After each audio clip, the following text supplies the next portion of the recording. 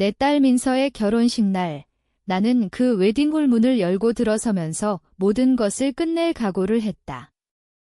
20년 동안 피땀 흘려 키운 딸이 나를 버리고 새 엄마를 선택한 그 순간부터 내 인생은 지옥이었다.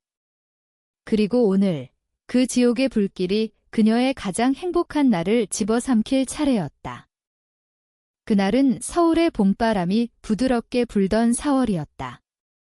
콜레드 서울 그랜드 볼룸은 하객들로 가득 차 있었다. 흰 드레스를 입은 민서가 버진로드를 걷고 있었다.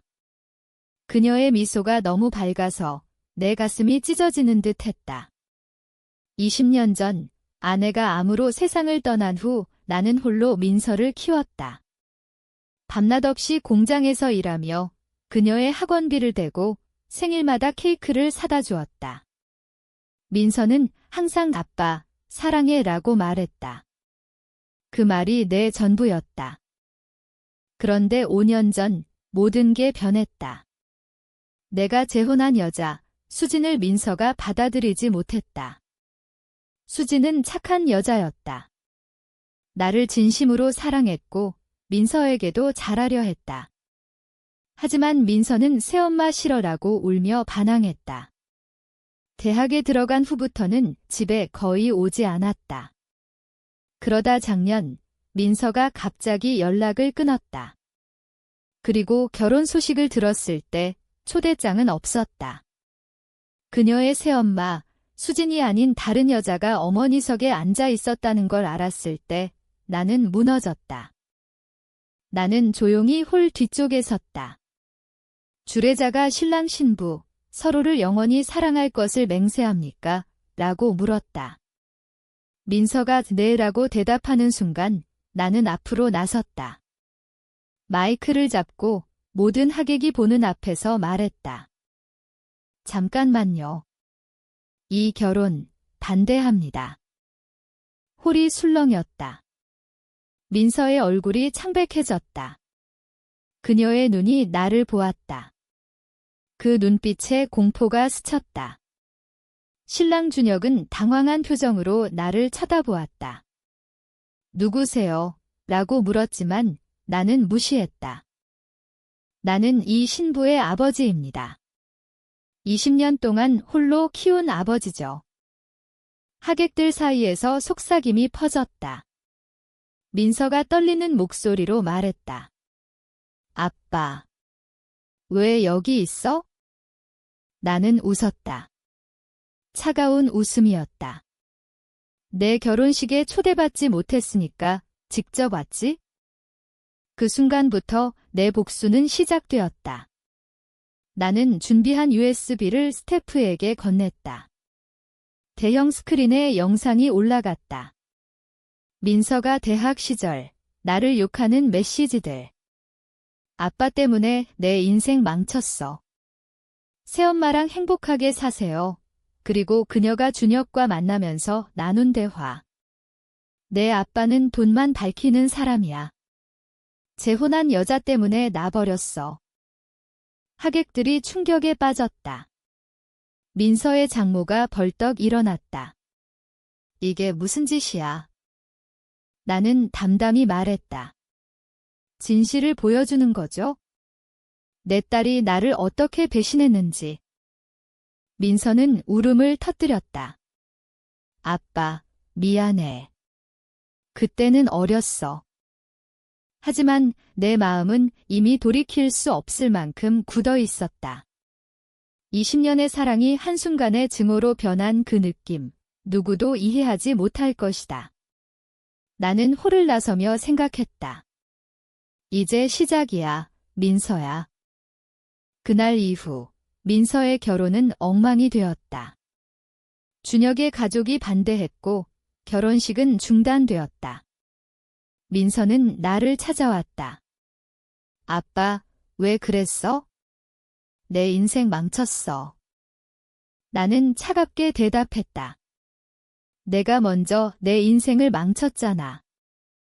민서가 내 집으로 찾아온 건 결혼식 파탄 난 지 일주일 후였다. 그녀는 눈이 퉁퉁 부어 있었고 준혁과 헤어진 모양이었다. 아빠, 제발 용서해줘. 그녀가 무릎 꿇었다. 나는 그녀를 보았다. 20년 동안 내 전부였던 얼굴. 하지만 이제 그 얼굴이 낯설었다. 용서. 내가 나를 버린 지 얼마나 됐는데? 민서는 울면서 말했다. 수진 아줌마 때문에. 아빠가 나 안 사랑하는 줄 알았어. 수진은 그 말을 듣고 방에서 나왔다. 그녀는 민서를 안아주려 했지만 민서는 밀어냈다. 당신 때문에 우리 가족이 깨졌어.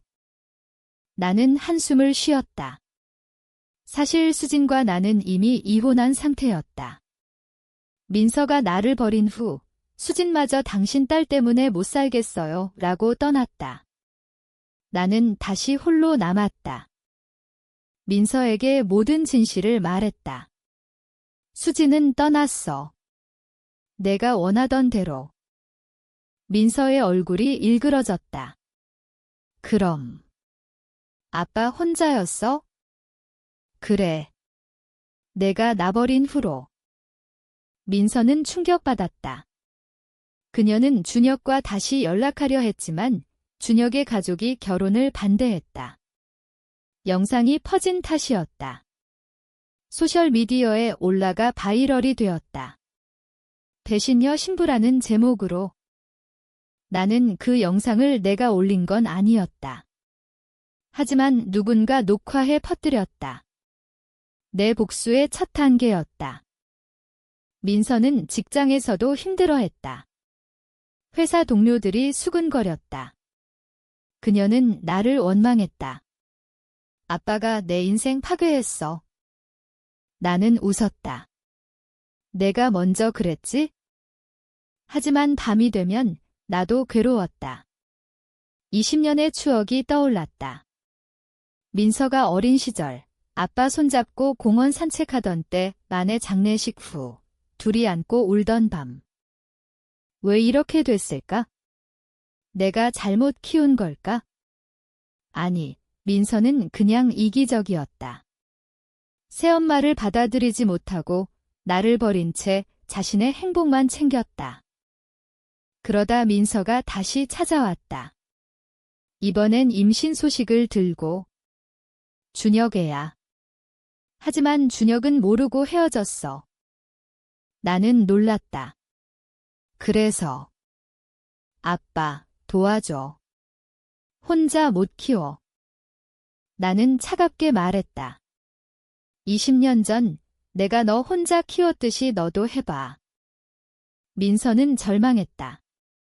그녀의 눈에 증오가 스쳤다. 아빠, 후회할 거야. 그 말이 내 복수의 불씨를 더 키웠다. 이제 진짜 시작이었다. 민서가 떠난 후 나는 그녀의 삶을 하나씩 무너뜨릴 계획을 세웠다. 그녀가 다니는 회사에 제보했다. 그녀의 과거, 나를 버린 이야기. 회사에서 해고되었다.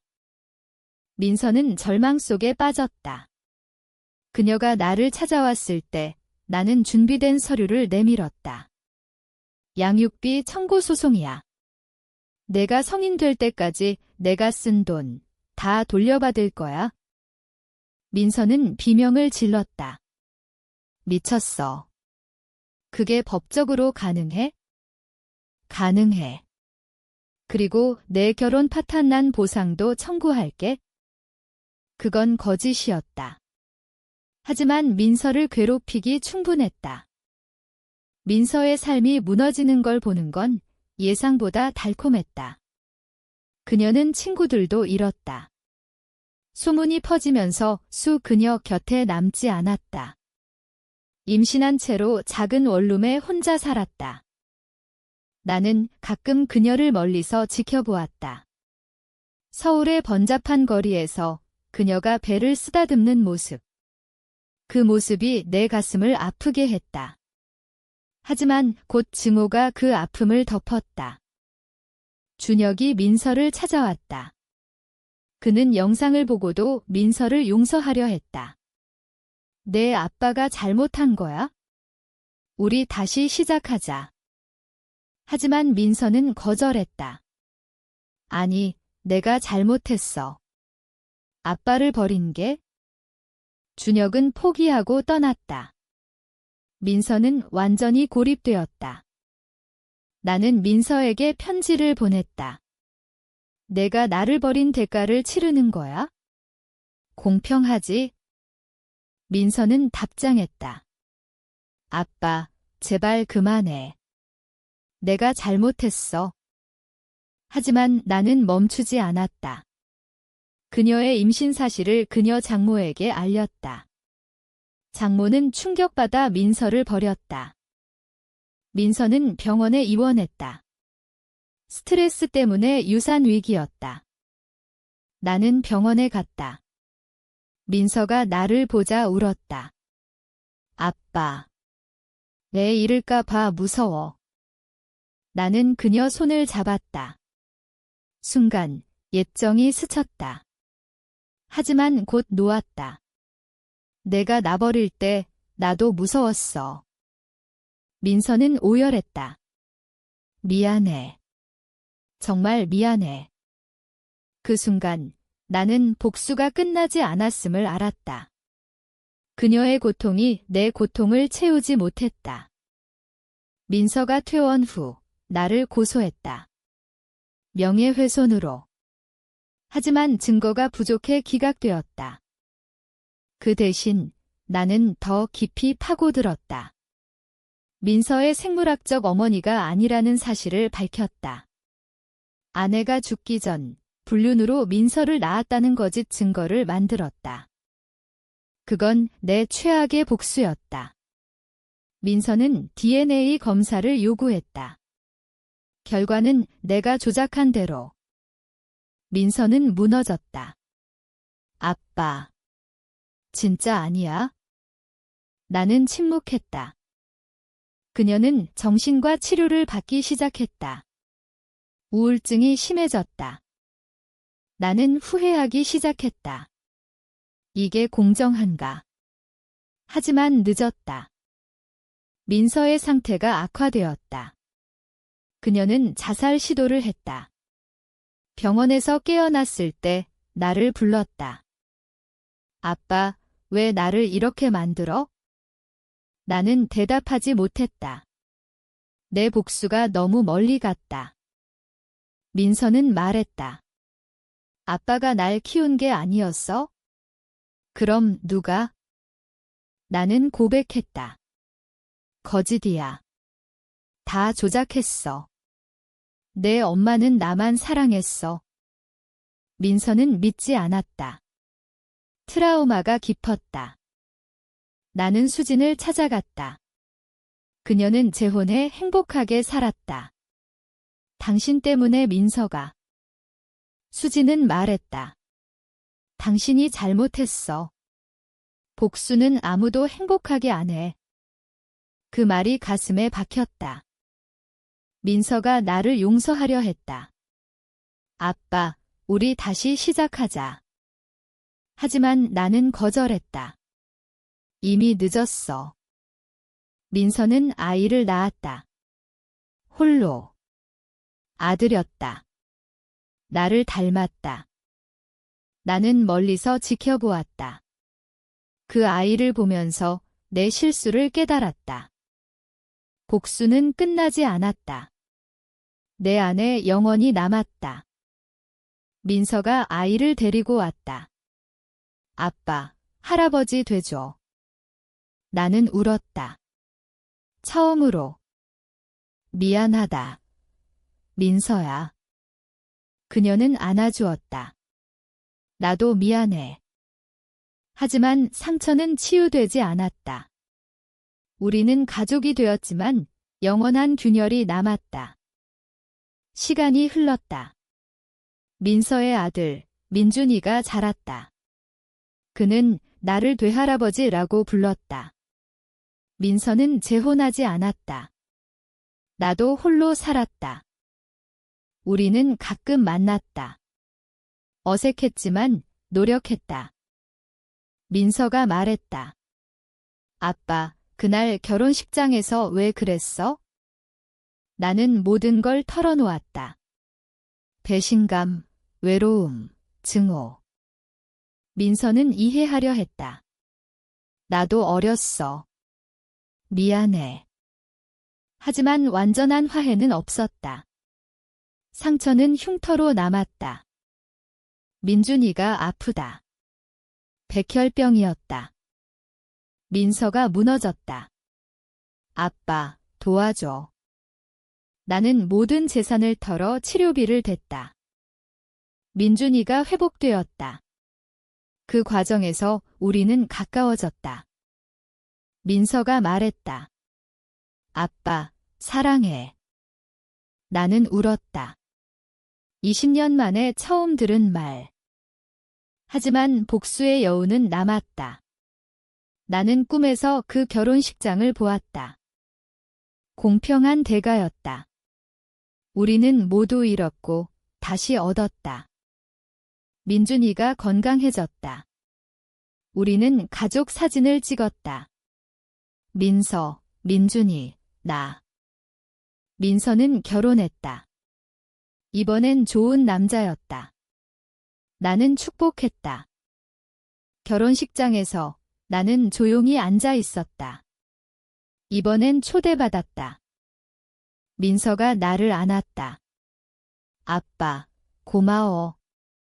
나는 미소 지었다. 복수는 끝났다. 아니, 변했다. 증오는 사랑으로, 아니 이해로. 하지만 깊은 곳에 그날의 상처는 남았다. 인생은 그렇게 공평하게 대가를 치른다. 나는 생각했다. 20년을 키운 딸, 그리고 그녀가 준 손자. 그게 내 구원이었다.